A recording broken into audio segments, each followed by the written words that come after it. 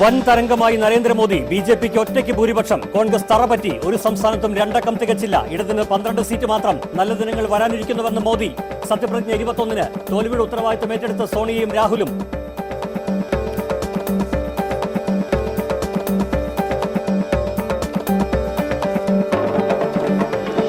കോൺഗ്രസിന്റെ നാണം മറച്ചത് കേരളം. UDF-ന് 12 സീറ്റ്. MA ബേബിയും PC ചാക്കോയും വീരേന്ദ്രകുമാറും തോറ്റു. തിരുവനന്തപുരത്ത് O രാജഗോപാൽ രണ്ടാമത്. E അഹമ്മദിനും ജോസ് കെ മാണിക്കും KV തോമസിനും MB രാജേഷിനും വൻ ഭൂരിപക്ഷം. ഇന്നസെന്റും ജോയ്സ് ജോർജും വിജയിച്ചു.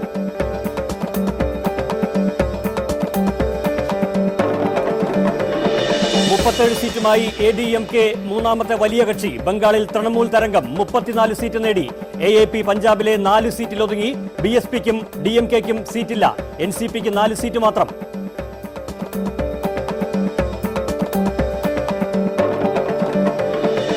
ഗുജറാത്ത്, രാജസ്ഥാൻ, ഡൽഹി സംസ്ഥാനങ്ങളിൽ BJP മാത്രം. സീമാന്ധ്ര നിയമസഭ TDP BJP സഖ്യത്തിന്. തെലങ്കാന TRS-ന്. ഒഡീഷയിൽ BJD-യും അരുണാചലിൽ കോൺഗ്രസും. തോൽവിയുടെ ഉത്തരവാദിത്തം ഏറ്റെടുത്ത് അസം മുഖ്യമന്ത്രി രാജിവെച്ചു. കേരളത്തിൽ ജനം വോട്ട് ചെയ്തത് മികച്ച ഭരണം വിലയിരുത്തിയെന്ന് മുഖ്യമന്ത്രി. മതന്യൂനപക്ഷങ്ങളുടെ ഏകീകരണം UDF വിജയത്തിന് പിന്നിലെന്ന് വൈക്കം വിശ്വൻ. ഇടുക്കിയിലെ തോൽവിയിൽ ദുഃഖമുണ്ടെന്ന് PT തോമസ്. കർഷകരുടെ വിജയമെന്ന് ഇടുക്കി ബിഷപ്പ്.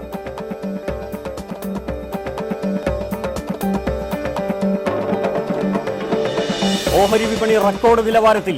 25,000 കടന്നു. രൂപയുടെ മൂല്യവും ഉയർന്നു.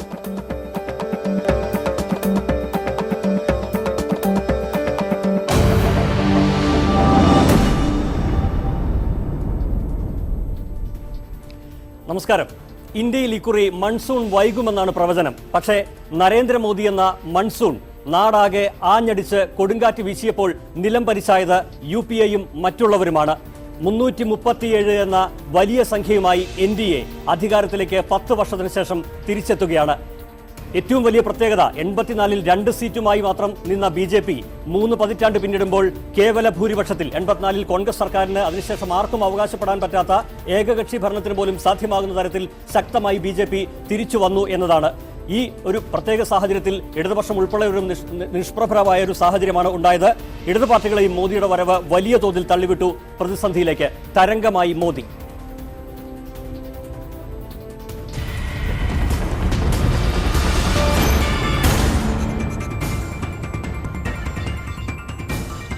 തീർച്ചയായും ഈ ഘട്ടത്തിൽ ഏറ്റവും പ്രാധാന്യം അർഹിക്കുന്നത് ഒരു പ്രധാനമന്ത്രി സ്ഥാനാർത്ഥിയെ നേരത്തെ പ്രഖ്യാപിച്ച BJPയും അങ്ങനെ പ്രഖ്യാപിക്കാതെ വന്ന കോൺഗ്രസും തമ്മിലുള്ള നേരിട്ടുള്ള ഏറ്റുമുട്ടലാണ്. ആ ഏറ്റുമുട്ടലാണ് ഏറ്റവും വലിയ വിജയം സംഭവിക്കുന്നത് നരേന്ദ്രമോദിക്ക്. തീർച്ചയായും നരേന്ദ്രമോദി 338 സീറ്റ് എന്ന ഇന്ത്യയുടെ സീറ്റുമായാണ് ഇപ്പോൾ അധികാരത്തിലേക്ക് BJPയെ NDA അധികാരത്തിലേക്ക് തിരിച്ചെത്തിക്കുന്നത്. മറുവശത്ത് കേവലം 58 സീറ്റാണ് കോൺഗ്രസ് പക്ഷത്തിന്, രാഹുൽ ഗാന്ധി നയിച്ച UPA പക്ഷത്തിന് ഉള്ളത് എന്നത് തീർത്തും ദയനീയമായ ഒരു സാഹചര്യമാണ് കോൺഗ്രസിന് സൃഷ്ടിക്കുന്നത്. പ്രത്യേകിച്ച് ഒരുപക്ഷേ പ്രതിപക്ഷ നേതാവ് എന്ന സ്ഥാനം പോലും അപ്രാപ്യമാകുന്ന സാഹചര്യമാണ് ഇപ്പോൾ കോൺഗ്രസിന് മുന്നിലുള്ളതെന്നാണ് മനസ്സിലാകുന്നത്. തീർച്ചയായും 338 എന്നത് കേവല ഭൂരിപക്ഷത്തിനപ്പുറത്ത് BJPക്ക് മാത്രം പോകാവുന്ന സാഹചര്യത്തിൽ മറ്റ് കക്ഷികൾ കൂടി ചേർന്നാണ് 338-ൽ എത്തിയത്. തീർച്ചയായും ഈ ഒരു മണിക്കൂറിൽ എല്ലാ വിവരങ്ങളും പുറത്തു വന്നു കഴിഞ്ഞ ഈ മണിക്കൂറിൽ ഏറ്റവും സുതാര്യമായി, ഏറ്റവും കൃത്യമായി, ഏറ്റവും ആകർഷകമായി കണക്കുകൾ അവതരിപ്പിക്കുകയാണ് ഈ ഒരു മണിക്കൂർ നമ്മൾ ചെയ്യുന്നത്. ഏറ്റവും പുതിയ സാങ്കേതികവിദ്യ ഉപയോഗിച്ച്, ഹോളോഗ്രാം ഉൾപ്പെടെയുള്ള സാങ്കേതികവിദ്യ ഉപയോഗിച്ചാണ് നമ്മൾ ഈ ഒരു സാഹചര്യത്തിലേക്ക് വരുന്നത്. തീർച്ചയായും ഈ ഘട്ടത്തിൽ ഇന്ത്യയുടെ ഒരു പൊതുചിത്രത്തെക്കുറിച്ച് വരികയാണെങ്കിൽ ഈ 338 വരുന്നത് ഏറെക്കുറെ എല്ലാ ഭാഗത്തുനിന്നുമാണ് എന്നത് വളരെ വ്യക്തം തന്നെയാണ്. പ്രത്യേകിച്ച് ഈ മാപ്പിൽ കാണുന്നത് പോലെ ആണെങ്കിൽ ഈ ഇന്ത്യയുടെ ഭാഗം മുഴുവൻ സംഭവിക്കുന്നത് ഈ നിറം സാഫ്രൺ നിറത്തിൽ മുങ്ങിയത് BJP എവിടെയെല്ലാം ഉണ്ട് എന്നാണ് കാണിക്കുന്നത്. അതിനപ്പുറത്ത് ഏതെങ്കിലും അവശേഷിക്കുന്ന ചെറിയ ഭാഗങ്ങളുണ്ടെങ്കിൽ അവിടെ മാത്രമാണ് കോൺഗ്രസോ മറ്റാർക്കെങ്കിലും എന്തെങ്കിലും സ്വാധീനമുണ്ടാക്കാൻ പറ്റിയത്. അതായത് ഈ തെരഞ്ഞെടുപ്പിൽ ഇന്ത്യ ആകെ തരംഗമായി മാറിക്കൊണ്ടാണ് BJP നയിക്കുന്ന NDA അധികാരത്തിലേക്ക് എത്തുന്നതെന്നാണ് ഈ കണക്കുകൾ നമ്മളോട് വളരെ കൃത്യമായി തന്നെ പറയുന്നത്.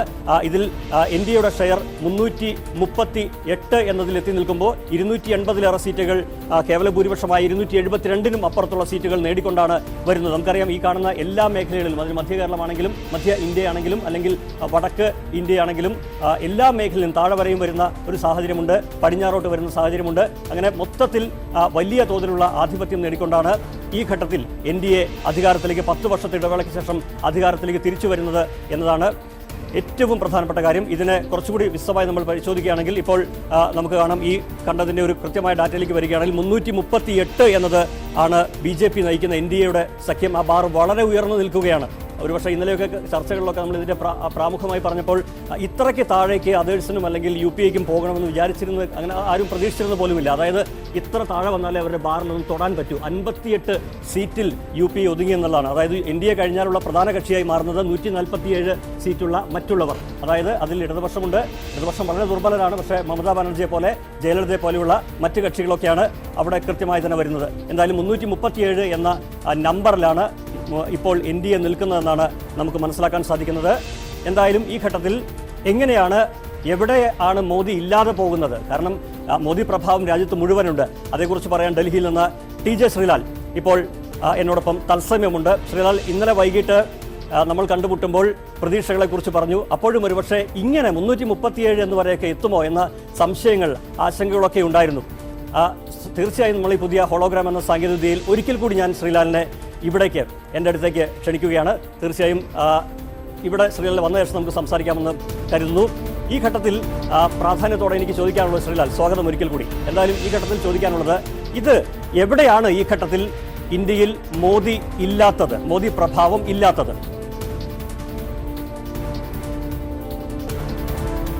നമ്മൾ ഇന്ത്യയുടെ മാപ്പിൽ തന്നെ കണ്ടതാണ്. ജമ്മു കാശ്മീരിലും താഴെയും ഒഴിച്ച് ബാക്കി ഏതാണ്ട് എല്ലാ ഭാഗത്തും വ്യാപിച്ചു കിടക്കുകയാണ് BJPയുടെ ഒരു BJP. അത് തന്നെ വ്യക്തമാക്കുന്നു നരേന്ദ്രമോദിയുടെ ഒരു വലിയ പ്രഭാവം.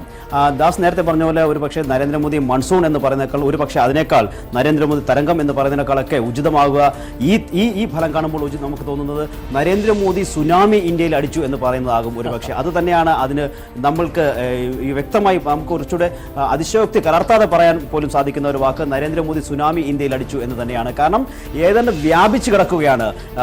ദക്ഷിണേന്ത്യ മുതൽ വടക്കേന്ത്യയുടെ മുഴുവൻ ഭാഗങ്ങളും തെക്ക് കിഴക്ക് എല്ലായിടത്തും വ്യാപിച്ചു കിടക്കുന്ന ഒരു സ്ഥിതിയാണുള്ളത്. ജമ്മു കാശ്മീരിന്റെ തൊട്ടിങ്ങോട്ട് താഴോട്ട് മുഴുവൻ വ്യാപിച്ചു കിടക്കുന്നു നരേന്ദ്രമോദി. ചെറിയ സംസ്ഥാനങ്ങളിൽ, കേന്ദ്രഭരണ പ്രദേശങ്ങളിൽ, ഒരു സീറ്റുകൾ മാത്രമുള്ള കേന്ദ്രഭരണ പ്രദേശങ്ങളിൽ പോലും നരേന്ദ്രമോദിയുടെ ഒരു പ്രഭാവം എത്തുകയും NDAയോ BJPയോ ജയിക്കുകയും ചെയ്തിരിക്കുന്നു. മുൻപ് കോൺഗ്രസ് അവകാശപ്പെട്ടിരുന്നതാണ് രാജ്യത്താകമാനം വ്യാപിച്ചു കിടക്കുന്ന ഒരു പാർട്ടിയാണ് കോൺഗ്രസ് എന്നും BJP ചില പോക്കറ്റുകളിൽ മാത്രമാണ് എന്നും. അങ്ങനെ ചില പോക്കറ്റുകളിൽ നിൽക്കാൻ പോലും കെൽപ്പില്ലാത്ത ഒരു പാർട്ടിയായി ഈ തെരഞ്ഞെടുപ്പിൽ കോൺഗ്രസിനെ നിലംപരിശാക്കിക്കൊണ്ടാണ് BJP ഈ രാജ്യവ്യാപകമായ വളർച്ച കൈവരിച്ചിരിക്കുന്നത്. തീർച്ചയായും നരേന്ദ്രമോദി എന്നുള്ള വ്യക്തിയുടെ മാത്രം കഴിവ് തന്നെയാണിത് എന്ന് തന്നെയാണ് നമുക്ക് പറയേണ്ടത്. നരേന്ദ്രമോദി ഈ തെരഞ്ഞെടുപ്പിൽ 3 ലക്ഷം കിലോമീറ്റർ സഞ്ചരിച്ച് നടത്തിയ പ്രചാരണത്തിന്റെ ഫലം കൂടിയാണ് ഇപ്പോൾ നമ്മൾ കാണുന്നത്. ഓക്കെ ശ്രീലാൽ, എന്തായാലും ഒരു മിനിറ്റ് കൂടെ വെയിറ്റ് ചെയ്യണം. നമ്മുടെ മുന്നിൽ വന്നിരിക്കുന്ന ഈ പൈ ചാർട്ട് തന്നെ വളരെ വ്യക്തമായി ഇതിന്റെ ഒരു കണക്ക് പറയും. അതായത് ഈ കാണുന്ന 338 എന്നതാണ് ഇപ്പോൾ NDA വന്നു നിൽക്കുന്ന 272 മതി അതിന് കേവല ഭൂരിപക്ഷത്തിന് അപ്പുറത്തേക്ക്. അതായത് പാർലമെന്റിന്റെ ഇങ്ങനെ അവരിയ്ക്കുന്ന ഒരു ലോക്സഭയുടെ ചിത്രം പരിശോധിച്ചാൽ അതിന്റെ പകുതിയിലേറെ ഭാഗത്ത് ഭരണപക്ഷ ബെഞ്ചായിരിക്കും.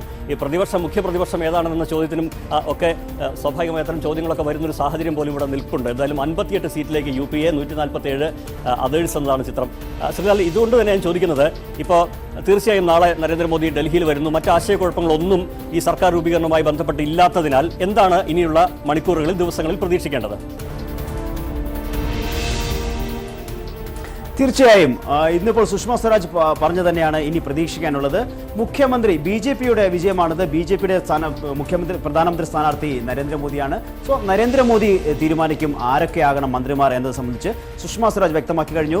LK അദ്വാനി ഈ തെരഞ്ഞെടുപ്പ് വിജയത്തിന് നരേന്ദ്രമോദിയെ പ്രകീർത്തിക്കുകയും ഇന്ത്യയുടെ എല്ലാ ഭാഗത്തു നിന്നുമുള്ള ഈ വിജയത്തിന് നരേന്ദ്രമോദിയുടെ കഴിവ് തന്നെയാണെന്ന് പറയുകയും ചെയ്തു. നരേന്ദ്രമോദി ഇത്ര വലിയൊരു വിജയം കൊണ്ടുവന്ന ശേഷം നരേന്ദ്രമോദിക്കെതിരെ ദുർബലമായ ഒരു യുദ്ധത്തിനിറങ്ങാൻ പോലും ഇനിയിപ്പോൾ BJPയിൽ ആർക്കും കഴിയില്ല, ആർക്കും ധൈര്യവും ഉണ്ടാവുകയില്ല. നരേന്ദ്രമോദി തീരുമാനിക്കും ആര് എന്താകണം എന്നത് സംബന്ധിച്ച്. തീർച്ചയായും LK അദ്വാനി, സുഷമ സ്വരാജ്, മുരളി മനോഹർ ജോഷി തുടങ്ങിയ നേതാക്കൾക്ക് വലിയ ആശങ്ക ഉണ്ടാകും ഏത് പദവിയിലേക്കാകും അവരെത്താൻ പോകുന്നതെന്ന്. സുഷമ സ്വരാജിന് എന്തായാലും ആദ്യ നാലിൽ ഒരു പദവി ലഭിക്കുമെന്ന കാര്യത്തിൽ ഉറപ്പുണ്ട്. അല്ലെങ്കിൽ അങ്ങനെ ഒരു ഉറപ്പ് ലഭിച്ചിട്ടുണ്ട്. മറ്റുള്ളവരുടെ കാര്യത്തിൽ നരേന്ദ്രമോദി തന്നെയാണ് തീരുമാനിക്കുക. ഓക്കെ, നന്ദി ശ്രീലാൽ. ഈ ഘട്ടത്തിൽ എന്തായാലും ശ്രീലാലിനെ മറ്റൊരു പോയിന്റിൽ ഇതേ ചർച്ചാ ഫോറത്തിൽ തന്നെ പ്രതീക്ഷിക്കുന്നുണ്ട് മറ്റു ചില പ്രധാനപ്പെട്ട വിവരങ്ങൾക്കുമായി. എന്തായാലും അതുവരെ തൽക്കാലത്തേക്ക് വിടാം. ഓക്കെ, ഇപ്പോൾ ശ്രീലാലിനോട് ചോദിച്ചൊരു പ്രധാനപ്പെട്ട ചോദ്യം എവിടെ ഇല്ല മോദി എന്നാണ്. പക്ഷേ അതിൻ്റെ ഒരു മറുവശം എവിടെയുണ്ട് കോൺഗ്രസ് എന്നതാണ്. അതിലേക്ക് എന്തായാലും ഒരല്പം കൂടി കഴിഞ്ഞ് നമ്മൾ വരാം. ഒപ്പം തന്നെ എവിടെ നിന്നൊക്കെയാണ് ഈ 338 എന്നത് ഇന്ത്യക്ക് വരുന്നതെന്നും വിശദമായി പരിശോധിക്കാം. അതിനു മുമ്പ് 20-ൽ എത്ര എന്ന കുറേ മാസങ്ങളായുള്ള ചോദ്യത്തിന് കേരളവും ഉത്തരം കണ്ടെത്തിയൊരു ദിവസമാണിത്. 12-8 എന്നതാണ് 20-ൽ എത്രയുടെ ഉത്തരം. ഒരുപക്ഷെ ഒരു തലത്തിലെങ്കിലും അത് ഒന്ന് NDAക്ക് പോകും, BJPക്ക് പോകുമെന്ന സാധ്യതകളുണ്ടായിരുന്നു. പക്ഷേ അവസാന നിമിഷം അത് വഴുതി മാറുകയും 12-8 എന്നതിൽ നിൽക്കുകയും ചെയ്തതെന്നാണ് കേരളത്തിലെ ഒരു പൊതുചിത്രം നൽകുന്നത്. അതിൻ്റെ വിശദാംശങ്ങളിലേക്ക് വരുമ്പോൾ തീർച്ചയായും UDFനാണെങ്കിലും ചിന്തിക്കേണ്ട ചില കാര്യങ്ങൾ ഒക്കെ ഉണ്ടാകുന്നുണ്ട്. ഈ കാണുന്ന മാപ്പാണ് ഇപ്പോൾ ഈ ചിത്രം നൽകുക. അതായത് എവിടെയുണ്ട് ഇടതുപക്ഷം, എവിടെയുണ്ട് UDF എന്ന ചോദ്യത്തിന് ഈ കൃത്യമായ കണക്കുകൾ നൽകും. അതായത് കാസർഗോഡും കണ്ണൂരും ഒക്കെ ചുവന്നു നിൽക്കുന്നത് തീർച്ചയായും ആ ഭാഗത്ത് കാസർഗോഡ് നിലനിർത്തുകയും കണ്ണൂർ തിരിച്ചുപിടിക്കുകയും ചെയ്തു എന്നതുകൊണ്ടാണ്. അതിനിപ്പുറത്ത് വരുന്നത് മുഴുവൻ വയനാട് ഉൾപ്പെടെയുള്ള മേഖലകൾ, വടകര, കോഴിക്കോടൊക്കെയാണ് ആ നീല നിറത്തിൽ UDFന് അനുകൂലമായി നിൽക്കുന്നു. അതിൻ്റെയും ഇപ്പുറത്തേക്ക് വന്നാൽ കൃത്യമായി തന്നെ മധ്യ കേരളത്തിൽ ചിലയിടങ്ങളിലും പ്രത്യേകിച്ച് ചാലക്കുടിയൊക്കെ പിടിക്കാൻ പറ്റി, തൃശ്ശൂർ തിരിച്ചുപിടിച്ചു. ഇതൊക്കെ LDFന് അനുകൂലമായ ഘടകമാണ്. പക്ഷേ വീണ്ടും ഈ നമ്മുടെ ഈ കാണുന്നതിന് താഴേക്ക് തെക്കേ അറ്റത്തേക്ക് വരികയാണെങ്കിൽ വീണ്ടും അവിടെ ഒരു കോൺസെൻട്രേഷൻ തന്നെ കാണുന്നുണ്ട്. അത് UDF പിടിച്ച സീറ്റുകളാണ്. അതിൻ്റെ ഇടയിൽ ഒരു ആറ്റിങ്ങൽ മാത്രമാണ് പിന്നീട് LDFൻ്റെ പക്കൽ. എന്തായാലും ആ 12-8 എന്നതിൻ്റെ ചിത്രമാണ് കണ്ടത്. പ്രത്യേകിച്ച് ഞാൻ ആദ്യം സൂചിപ്പിച്ച പോലെ തീർച്ചയായും UDFനും LDFനും ചില ചർച്ചകൾക്കെങ്കിലും വഴിവെക്കുന്ന ചില കണക്കുകളുണ്ട്. ഇപ്പോൾ ഈ പറയുന്ന ബാർ സ്റ്റാറ്റിസ്റ്റിക്സിലൂടെ നോക്കിയാൽ കൃത്യമായ ചിത്രം മനസ്സിലാവും. 12 സീറ്റാണ് ഇപ്പോൾ UDF നേടിയിരിക്കുന്നത്. 12 സീറ്റ് തീർച്ചയായും ഈ ഘട്ടത്തിൽ കോൺഗ്രസിന് വലിയ സീറ്റ് കൊണ്ടുവരുന്ന ഒരു സംസ്ഥാനമായി കേരളം മാറി എന്നതുകൂടി വളരെ ശ്രദ്ധയർഹിക്കുന്ന ഒരു ഘടകമാണ്. കാരണം പലയിടത്തും കോൺഗ്രസിന് പൊടി പോലും ഇല്ലാത്ത അവസ്ഥയിലേക്ക് തെരഞ്ഞെടുപ്പ് മാറിയതുകൊണ്ട് LDF എന്തായാലും 8 സീറ്റിലാണ്. പല സർവേകളും 12-8 പ്രവചിച്ചിരുന്നു. പക്ഷേ ചിലരൊക്കെ 18-2 വരെയൊക്കെ പ്രവചിച്ച സാഹചര്യം ഒന്നും ഉണ്ടായില്ല. ഏറ്റവും ഒടുവിൽ BJP അവസാന നിമിഷം വരെ പൊരുതി നോക്കി. പക്ഷേ അത് 0-ൽ നിൽക്കുകയല്ലാതെ മോദി തരംഗം ഒരു സീറ്റാക്കി മാറ്റാൻ എന്തായാലും കേരളത്തിൽ ഈ ഘട്ടത്തിലും BJPക്ക് സാധിച്ചില്ല എന്നതാണ് പൊതുവിൽ കിട്ടുന്ന ചിത്രം. എന്തായാലും ഈ ഘട്ടത്തിൽ നമ്മൾ കടക്കുന്നത് 3 മേഖലകൾ തിരിച്ച് ഉള്ള കണക്കുകളിലേക്കാണ്. പ്രത്യേകിച്ച് ആദ്യം തെക്കൻ കേരളത്തിലെ സീറ്റ് നിലയും ആരൊക്കെയാണ് ജയിച്ചത് എന്നത് പരിശോധിക്കുകയാണെങ്കിൽ തീർച്ചയായും അത് തിരുവനന്തപുരവും അതുപോലെ കൊല്ലവും ഒക്കെ കോൺഗ്രസിന് വലിയ UDFന് വലിയ സന്തോഷം ഏറ്റവും ഒടുവിൽ നൽകുന്നുണ്ട്. കാരണം അവിടെ സംഭവിക്കുന്നത് നമുക്കറിയാം. ഇപ്പോൾ ശശി തരൂരിൻ്റെ കാര്യത്തിലാണെങ്കിലും ശശി തരൂർ തിരുവനന്തപുരത്ത് രാജഗോപാൽ അവിടെ 2ാം സ്ഥാനത്ത് വന്ന് ശശി തരൂർ ഒരിക്കൽ കൂടി ലോക്സഭയിലേക്ക് പോകുന്ന സാഹചര്യമാണ് ഉണ്ടായത്. രാജഗോപാൽ അവസാന നിമിഷം വരെ പൊരുതി നോക്കുന്നത് നമ്മൾ കണ്ടു. അങ്ങനെ LDF ഇല്ലാത്തൊരു സാഹചര്യം 15470 വോട്ടിനാണ് രാജഗോപാൽ പരാജയപ്പെട്ടു പോകുന്നത്. ഏറ്റവും ഒടുവിൽ എന്നതാണ് ഏറ്റവും പ്രത്യേകത അർഹിച്ച ഒരു കാര്യം. ഏറ്റവും ഒടുവിൽ കേരളത്തിൽ നിന്ന് പുറത്തു വന്ന ഫലം കൂടിയാണ് ഇന്ന് തിരുവനന്തപുരത്ത്. ശശി തരൂർ തുടർച്ചയായ 2ാം തവണ, ഇത്തവണ നേരിയ ഭൂരിപക്ഷത്തിന് മാത്രം ലോക്സഭയിലേക്ക്. കഴിഞ്ഞ വർഷം 1 ലക്ഷം വോട്ടിന് 2 വോട്ട് മാത്രം കുറവുണ്ടായിരുന്ന ഭൂരിപക്ഷത്തിന് നിലയുണ്ടായിരുന്നു ശശി തരൂരിന്. അവിടെ നാറ്റിങ്ങിലേക്ക് വരികയാണെങ്കിൽ തീർച്ചയായും അവിടെ സംഭവിക്കുന്നത് A സമ്പത്ത് ഒരിക്കൽ കൂടി പോകുന്നു. ഇത്തവണ കുറെ കൂടെ നല്ല മാർജിനിലാണ് പോകുന്നത്. ബിന്ദു കൃഷ്ണയാണ് പരാജയപ്പെടുന്നത്. ബിന്ദു കൃഷ്ണയെ പരാജയപ്പെടുന്ന സ്റ്റാറ്റിസ്റ്റിക്സ് ആണെന്ന് വളരെ പെട്ടെന്ന് നോക്കുകയാണെങ്കിൽ ഇപ്പോൾ അത് വരും. അതെ, 69,378 എന്നതിലാണ് ബിന്ദു കൃഷ്ണ നിലംപരിശാവുന്നത് A സമ്പത്തിന് മുന്നിൽ. അങ്ങനെ ആറ്റിങ്ങലിൽ നിന്ന് ഒരിക്കൽ കൂടി A സമ്പത്ത് ലോക്സഭയിലേക്ക് പോകുന്നു. കൊല്ലത്തേക്ക് വരുമ്പോഴാണ് ഇനി LDFനാണെങ്കിലും കുറേ ചർച്ചകൾ കൂടി നടക്കേണ്ട ഒരു സാഹചര്യം ഉണ്ടാകുന്നത്. NK പ്രേമേന്ദ്രൻ ഒരിക്കൽ കൂടി ലോക്സഭയിലേക്ക് പോകും. ഇത്തവണ അത് LDFന്റെ ബാനറിലല്ല, UDFന്റെ ബാനറിൽ. നമുക്കറിയാം ഇതിനു മുമ്പ് കൊല്ലത്ത് നിന്ന് 2 തവണ NK പ്രേമേന്ദ്രൻ ലോക്സഭ കണ്ടിട്ടുണ്ട്. പക്ഷേ ഇത്തവണ അദ്ദേഹം CPMന്റെ പോളിറ്റ് ബ്യൂറോ അംഗത്തെ നിലംപരിശാക്കിക്കൊണ്ടാണ് ലോക്സഭയിലേക്ക് പോകുന്നത്. 37,649 വോട്ടിന് വളരെ കംഫർട്ടബിളായ ഒരു വിജയമാണ് പ്രേമേന്ദ്രൻ അവിടെ നേടുന്നത് ഈ തെരഞ്ഞെടുപ്പിൽ എന്നത് വളരെ പ്രത്യേകതയുള്ള കാര്യമാണ്. രാഷ്ട്രീയമായി കേരളം ഏറ്റവും ഉറ്റുനോക്കിയ ഒരു മണ്ഡലമായിരുന്നു അത് എന്നിരിക്കെ തീർച്ചയായും ഇതുൾപ്പെടെയുള്ള മേഖലകൾ പത്തനംതിട്ടയിൽ എന്തായാലും ആന്റണിക്ക് വലിയ വെല്ലുവിളിയൊക്കെ പല രാഷ്ട്രീയ സാഹചര്യങ്ങൾ നമ്മൾ കണ്ടതാണ്, വിവാദങ്ങൾ കണ്ടതാണ്. പക്ഷേ അതൊന്നും അദ്ദേഹത്തിൻ്റെ പരാജയം ഉറപ്പാക്കുന്നില്ല. ആന്റണി വിജയിച്ച് തന്നെയാണ് പത്തനംതിട്ടയിൽ നിൽക്കുന്നത്. ഫിലിപ്പോസ് തോമസ് കോൺഗ്രസിൽ വന്ന ഫിലിപ്പോസ് തോമസ് ആയിരുന്നു CPMന്. അദ്ദേഹം പരാജയപ്പെടുന്ന 56,191 വോട്ടുകൾക്ക്. ഇതാണ് പൊതുവിൽ തെക്കൻ കേരളത്തിലെ ഒരു ചിത്രം എന്ന് പറയാം. തീർച്ചയായും ഇതേക്കുറിച്ച് മാവേലിക്കര കൂടി നമുക്കൊന്ന് പരിശോധിക്കാം. ആലപ്പുഴ ജില്ലയുടെ അറ്റത്ത് കിടക്കുന്ന മണ്ഡലമാണ് മാവേലിക്കര. മാവേലിക്കരയിൽ കൊടുക്കുന്ന സുരേഷ് വീണ്ടും ഒരിക്കൽ കൂടി ലോക്സഭയിലേക്ക് പോകുന്നത് മുമ്പ് അദ്ദേഹം തന്നെ തോൽപ്പിച്ചിട്ടുള്ള ചെങ്ങര സുരേന്ദ്രനോട് പരാജയപ്പെട്ടിട്ടാണ്. അദ്ദേഹം പരാജയപ്പെടുന്ന നമ്പറും വളരെ പ്രധാനമാണ്. 32,737 വോട്ട് കൊടുക്കുന്ന സുരേഷ് ഒരിക്കൽ കൂടി ലോക്സഭയിലേക്ക്. അങ്ങനെ ഇതാണ് ഈ ഭാഗത്തെ ഒരു പൊതുചിത്രം. എന്തായാലും മറ്റ് മണ്ഡലങ്ങൾ കൂടി ഒന്ന് പരിശോധിച്ചാൽ തീർച്ചയായും അതിലേക്ക് വരാം. അതിനു മുമ്പ് എന്തായാലും തെക്കൻ കേരളത്തിലെ ഒരു കണക്കിൻ്റെ രാഷ്ട്രീയം പരിശോധിക്കുകയാണെങ്കിൽ രാജീവ് ദേവരാജ് ഉണ്ട് തിരുവനന്തപുരത്ത് നിന്ന്. രാജീവ്, എന്തായാലും തിരുവനന്തപുരത്തെയും കൊല്ലത്തെയും കിട്ടിയ തിരിച്ചടി കൊണ്ട് ഇപ്പോൾ ആറ്റിങ്ങിൽ ഒരു അല്പം വോട്ട് കൂടിയെങ്കിലും ഈ ഒരു നഷ്ടം എന്നതിനപ്പുറത്തേക്ക് LDFന് എന്തെങ്കിലും പറയാനുണ്ടോ തെക്കൻ കേരളത്തിൽ?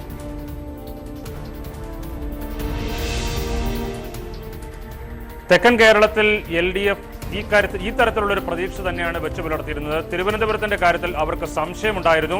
പ്രത്യേകിച്ചും ബെന്നറ്റ് എബ്രഹാം എന്ന സ്ഥാനാർത്ഥിയെ ഇടതുമുന്നണി പ്രവർത്തകരായാലും ഇടതുമുന്നണിക്ക് വോട്ട് ചെയ്യുന്നവരായാലും ശരിയായ അർത്ഥത്തിൽ ഏറ്റെടുത്തിട്ടുണ്ടോ എന്നുള്ളൊരു സംശയം അവർക്ക് ഉണ്ടായിരുന്നു അന്തിമമായ ഒരു കണക്കെടുപ്പിൽ.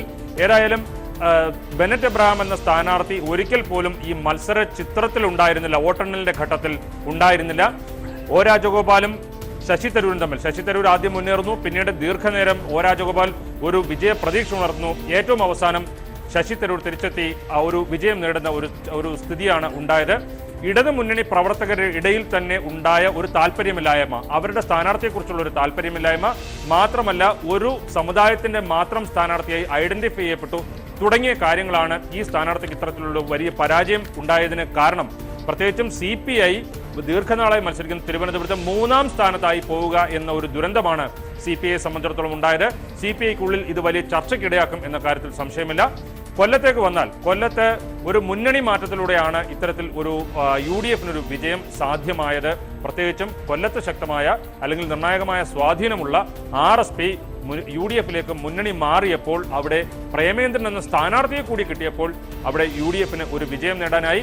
പ്രേമേന്ദ്രൻ എന്ന സ്ഥാനാർത്ഥി ഇല്ലായിരുന്നുവെങ്കിൽ ഇത്തരത്തിൽ RSP മുന്നണി മാറി തയ്യാറായാൽ പോലും ഒരുപക്ഷെ കോൺഗ്രസ് നേതൃത്വത്തിലുള്ള UDF അത്തരത്തിലൊരു മാറ്റത്തിനോ അല്ലെങ്കിൽ അവരെ സ്വീകരിച്ച സീറ്റ് കൊടുക്കുന്നതിനോ പോലും തയ്യാറാകുമായിരുന്നില്ല.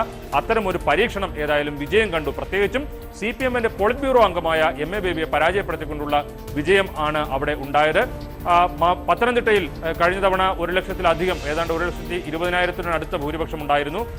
തെരഞ്ഞെടുപ്പിന് ശേഷം, വോട്ടെടുപ്പിന് ശേഷം നടന്ന ചില വിവാദങ്ങളും അതുപോലെ തന്നെ PC ജോർജിന്റെ പൊട്ടിത്തെറിയും ഒക്കെ കണ്ടപ്പോൾ ഇത്രയും ഒരു പുകഞ്ഞു കത്തിയ ഒരു അന്തരീക്ഷത്തിലാണോ തെരഞ്ഞെടുപ്പ് നടന്നത്? അങ്ങനെയാണെങ്കിൽ UDF ഒരുപക്ഷെ തോറ്റുപോകും എന്നുള്ള ഒരു പ്രതീതി ഉണ്ടായെങ്കിലും ഇപ്പോഴത്തെ സാഹചര്യത്തിൽ ആന്റണി ഒരു മികച്ച വിജയം തന്നെയാണ് നേടിയത്. പ്രത്യേകിച്ചും ദേശീയ തലത്തിൽ അടക്കം ഒരു കോൺഗ്രസിന് തിരിച്ചടി നേരിടുന്ന സാഹചര്യത്തിൽ ആറന്മുള വിമാനത്താവളവുമായി ബന്ധപ്പെട്ടുണ്ടായ പ്രശ്നങ്ങൾ, ഇതെല്ലാം വെച്ച് നോക്കുമ്പോഴും ഈ 50,000-ന് മുകളിലുള്ള ഒരു ഭൂരിപക്ഷത്തിൽ ഉള്ള വിജയം, ആന്റണിയുടെ വിജയം ഒരു മികച്ച വിജയം തന്നെയാണ്. പിന്നീട് ഉള്ളത് മാവേലിക്കരയിൽ CPI സ്ഥാനാർത്ഥി ചെങ്ങറ സുരേന്ദ്രൻ ശക്തമായ ഒരു പോരാട്ടം നടത്തുകയും വോട്ടെണ്ണലിന്റെ ഘട്ടത്തിൽ പോലും അത് നമുക്ക് വളരെ വ്യക്തമാവുകയും ഒക്കെ ചെയ്തിരുന്നു. പക്ഷേ അവിടെയും കൊടിക്കുന്നിൽ സുരേഷിനെതിരെയുള്ള വ്യക്തിപരമായ ചില ആരോപണങ്ങളും ചിലരുമായി ബന്ധപ്പെടുത്തിയുള്ള പരാമർശങ്ങളും ഒക്കെ ഉണ്ടായി എങ്കിൽ പോലും അദ്ദേഹത്തിന് ഏറ്റവും അവസാനം അവിടെ വിജയിക്കാൻ കഴിഞ്ഞു. മൊത്തത്തിൽ നോക്കുമ്പോൾ തെക്കൻ കേരളത്തിൽ ഈ മണ്ഡലങ്ങളിൽ ഒരു നേട്ടവും കോട്ടവും ഇരു മുന്നണികൾക്കും ഉണ്ടായില്ല. CPM അതിന്റെ ആറ്റിങ്ങൽ സീറ്റ് കുറെ കൂടി ശക്തമായി അല്ലെങ്കിൽ 69,000 വോട്ടിന്റെ ഭൂരിപക്ഷത്തോടെ നിലനിർത്തി എന്നുള്ളത് മാത്രമാണ്. തിരുവനന്തപുരത്ത് UDFന്റെ ഭൂരിപക്ഷം കുറഞ്ഞു, പത്തനംതിട്ടയിൽ കുറഞ്ഞു, മാവേലിക്കരയിലും ചെറിയ വ്യത്യാസമുണ്ടായി എന്നുള്ളതല്ലാതെ ഏകദേശം ഇരു മുന്നണികൾക്കും ആശ്വസിക്കാനും ഉള്ള വകയാണ് ഉള്ളത്. അല്ലെങ്കിൽ വലിയൊരു നഷ്ടമോ വലിയൊരു നേട്ടമോ ഇല്ലാത്ത അവസ്ഥയിലാണ് തെക്കൻ കേരളം. തിരിച്ചു വരാം രാജീവ്. എന്തായാലും മാവേലിക്കര വരെയുള്ള ചിത്രം കണ്ടു. ഇനി മധ്യ കേരളത്തിലേക്ക് വരും മുമ്പ് ഉത്തര കേരളത്തിൽ, വടക്കൻ കേരളത്തിലേക്ക് ഒന്ന് പോയി വളരെ പെട്ടെന്ന് തിരിച്ചു വരാം. അങ്ങനെ നോക്കുമ്പോൾ എന്തായാലും വലിയ ആശ്വാസം ഈ ഘട്ടത്തിൽ LDFന് ചില മണ്ഡലങ്ങളിലും, പ്രത്യേകിച്ച് കണ്ണൂർ തിരിച്ചു പിടിക്കാൻ പറ്റിയെന്നതും വയനാട്ടിൽ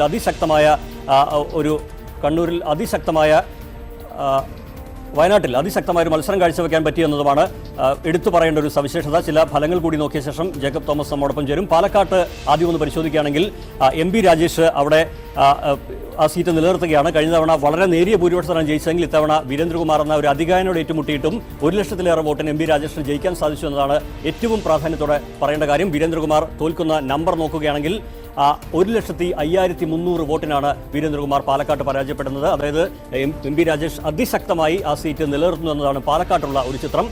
ആലത്തൂരിലേക്ക് വരികയാണെങ്കിലും അവിടെ PK ബിജു ആ സീറ്റ് CPMന് വേണ്ടി LDFന് വേണ്ടി നിലനിർത്തുന്നു എന്നതാണ് നമ്മൾ മനസ്സിലാക്കുന്ന കാര്യം. ആലത്തൂരിൽ PK ബിജു KSEBയോടാണ് ഏറ്റുമുട്ടിയത്. KSEBയ്ക്ക് നല്ല പോരാട്ടമൊക്കെ കാഴ്ചവെക്കാൻ കഴിഞ്ഞെന്നാണ് തോന്നലെങ്കിലും പരാജയപ്പെട്ടു പോകുന്നത്. 37,312 വോട്ടുകൾക്കാണ് PK ബിജു ആലത്തൂർ ഒരിക്കൽ കൂടി നിലനിർത്തുന്നു LDFന് വേണ്ടി. അങ്ങനെ ആ രണ്ട് മേഖലയിലെ ചിത്രം അതാണെങ്കിൽ മലപ്പുറത്തേക്ക് വന്നാൽ അഹമ്മദ് ഈ തെരഞ്ഞെടുപ്പിൽ ഏറ്റവും വലിയ ഭൂരിപക്ഷത്തോടെ മലപ്പുറം നിലനിർത്തുന്നു. അദ്ദേഹത്തെക്കുറിച്ചുണ്ടായ വിവാദങ്ങളൊന്നും തെരഞ്ഞെടുപ്പിൽ എന്തായാലും പ്രതിഫലിച്ചില്ല. വലിയ തോതിൽ വൻ വിജയമാണ് PK സൈനിമയ്ക്കെതിരെ അദ്ദേഹം നേടുന്നത്. PK സൈനിമ പരാജയപ്പെട്ടു പോകുന്ന നമ്പർ തീർച്ചയായും അതിശയിപ്പിക്കുന്നതാണ്. 1,94,739, അതായത് 2 ലക്ഷത്തിനടുത്ത് വോട്ടിനാണ് അഹമ്മദ് വീണ്ടും ഒരിക്കൽ കൂടി ലോക്സഭയിലേക്ക് പോകുന്നത്. ഒരു പക്ഷേ വളരെ ദുർബലമായ UPAയിൽ ഏറ്റവും കൂടുതൽ ഭൂരിപക്ഷമുള്ള ആളുകളിൽ ഒരാൾ കൂടിയായിരിക്കും അദ്ദേഹം എന്നത് വ്യക്തമാണ്. പക്ഷേ പൊന്നാനിയിൽ അത്തരമൊരു സ്വാധീനം ചെലുത്താൻ ലീഗിന് സാധിച്ചിട്ടില്ല. ET മുഹമ്മദ് ബഷീർ അവിടെ നിലനിർത്തുന്നുണ്ട് സീറ്റ് എങ്കിൽ പോലും വി അബ്ദുറഹ്മാൻ LDFന് വേണ്ടി കോൺഗ്രസിൽ നിന്ന് വിട്ടുവന്ന വി അബ്ദുറഹ്മാന് അതിശക്തമായ മത്സരം കാഴ്ചവെക്കാൻ പറ്റി. അദ്ദേഹം പരാജയപ്പെട്ടു പോകുന്നത് 25,410 വോട്ടുകൾക്കാണ്.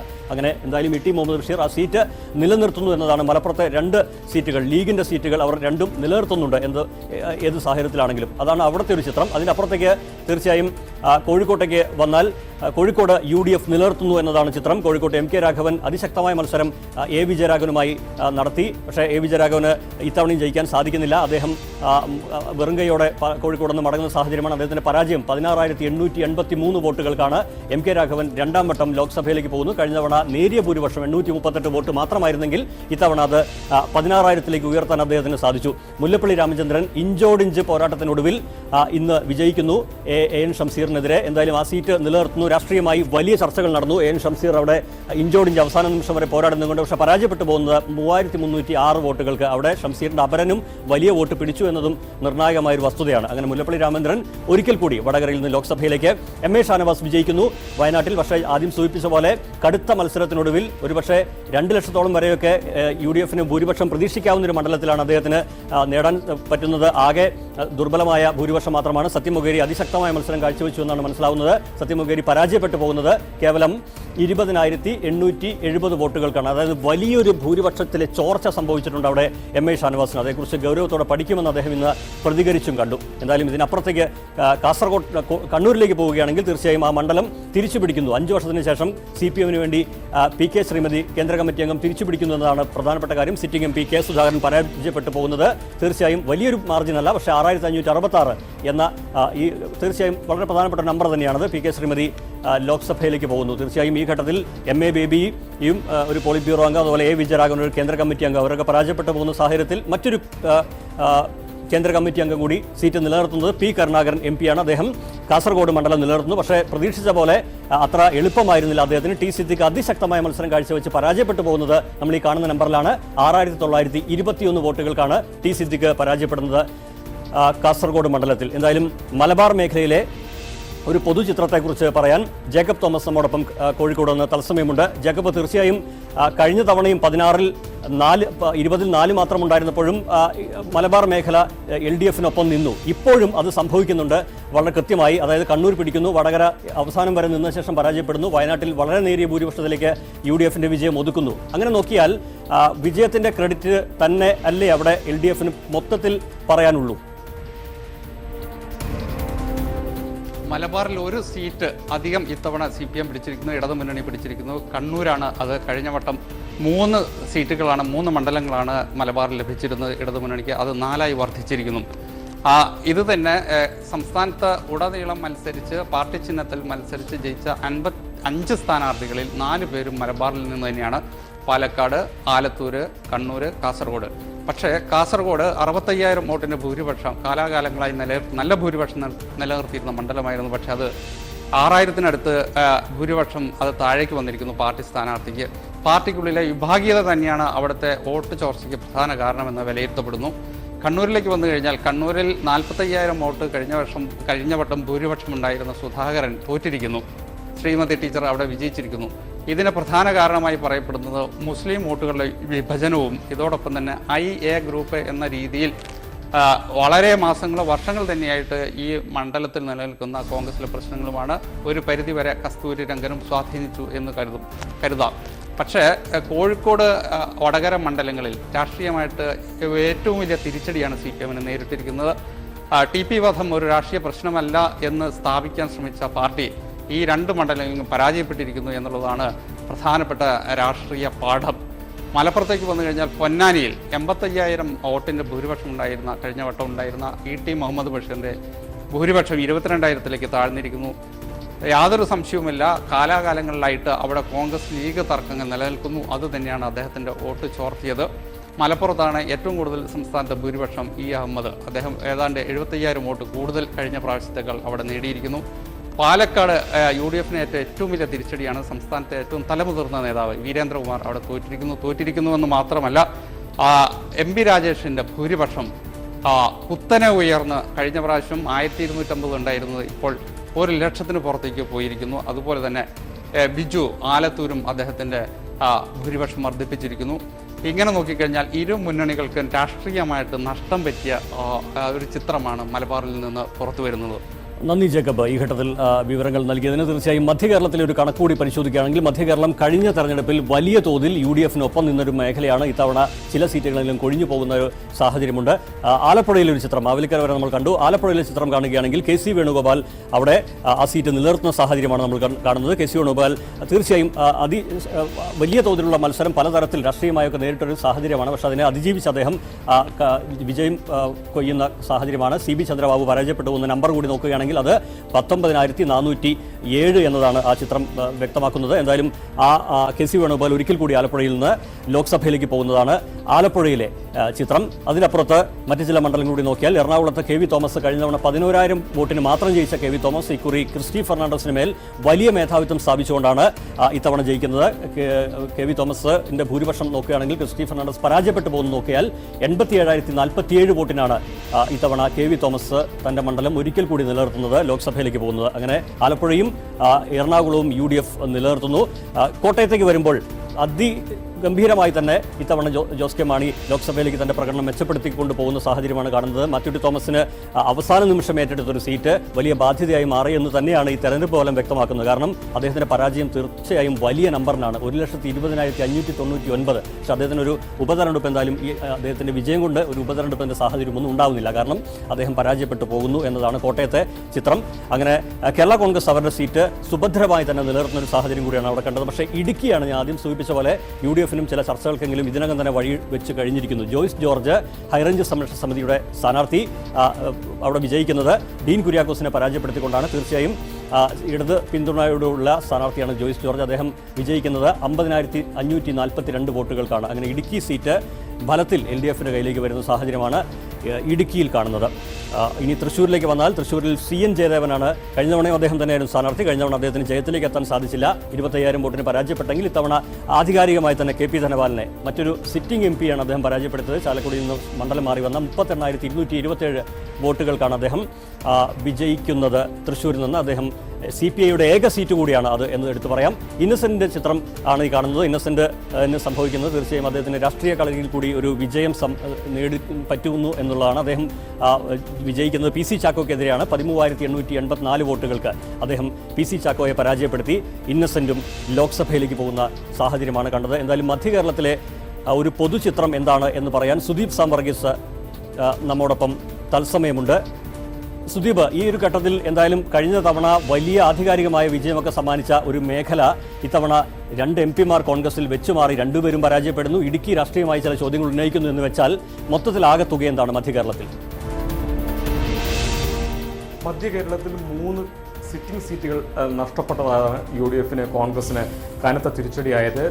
ഇതിൽ 2 സീറ്റ് ചാലക്കുടിയും തൃശ്ശൂരും മണ്ഡലം മാറ്റത്തെ തുടർന്നുണ്ടായ വിവാദങ്ങളും അനിശ്ചിതത്വങ്ങളുമാണ് പരാജയത്തിലേക്ക് നയിച്ചത്.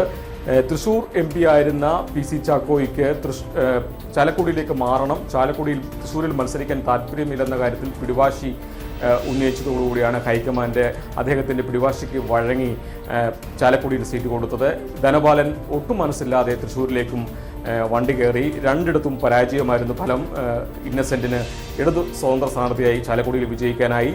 അതോടൊപ്പം തന്നെ KP ധനപാലന് തൃശ്ശൂരിലെ കനത്ത പരാജയം നേരിടേണ്ടി വന്നു. ഇടുക്കിയിൽ എന്നാൽ കസ്തൂരിരംഗൻ റിപ്പോർട്ടിൻ്റെ ആഘാതത്തെ തുടർന്ന് പ്രതിഷേധത്തെ തുടർന്നാണ് സിറ്റിംഗ് MP-യായ PT തോമസിന് സീറ്റ് ലഭിക്കാതെ പോയി. ഡീൻ കുര്യാക്കോസിന് കോൺഗ്രസ് സീറ്റ് കൊടുത്തു. എങ്കിൽ പോലും അവിടെ കോൺഗ്രസിനെ വിജയിക്കാനായില്ല. കാരണം പ്രത്യേകിച്ച് കസ്തൂരിരംഗൻ റിപ്പോർട്ടിൻ്റെ പ്രത്യാഘാതങ്ങൾ ഏറെയുള്ള 2 മണ്ഡലങ്ങൾ, ഇടുക്കി ഉടുമ്പൻചോല മണ്ഡലങ്ങളിൽ കനത്ത ഭൂരിപക്ഷം ഇടതു സ്വതന്ത്രനായ ജോയ്സ് ജോർജിന് ലഭിച്ചു. എന്നാൽ ഡീൻ കുര്യാക്കോസിനെ സഹായിക്കുമെന്ന് കരുതിയിരുന്ന കേരള കോൺഗ്രസിനൊക്കെ വോട്ടൊക്കെ പിന്തുണയുള്ള വേരോട്ടമുള്ള മറ്റു ലോ റേഞ്ച് മണ്ഡലങ്ങളിൽ ഡീൻ കുര്യാക്കോസിന് ആവശ്യമായ വോട്ടുകൾ ലഭിച്ചില്ല. അതായത് കേരള കോൺഗ്രസ് വോട്ടുകൾ ഡീൻ കുര്യാക്കോസിന് വീണില്ല എന്നുള്ള വസ്തുതയിലേക്കാണ് വിരൽ ചൂണ്ടുന്നത്. ഇത് വരും ദിവസങ്ങളിൽ കോൺഗ്രസിൽ കൂടുതൽ വിവാദങ്ങൾക്ക്, പ്രത്യേകിച്ച് കേരള കോൺഗ്രസ് മാണി വിഭാഗവുമായുള്ള ബന്ധത്തിൽ കൂടുതൽ വിവാദങ്ങൾക്ക് വഴിതെളിക്കും. മറ്റ് 3 സീറ്റുകളിൽ തിളക്കമാർന്ന വിജയമാണ് കോൺഗ്രസ് കൈവരിച്ചത്. ആരോപണങ്ങൾ നേരിടേണ്ടി വന്ന KC വേണുഗോപാലിനും മാവേലിക്കരയിൽ കൊടിക്കുന്നിൽ സുരേഷിനും നല്ല വിജയം ഉണ്ടായി.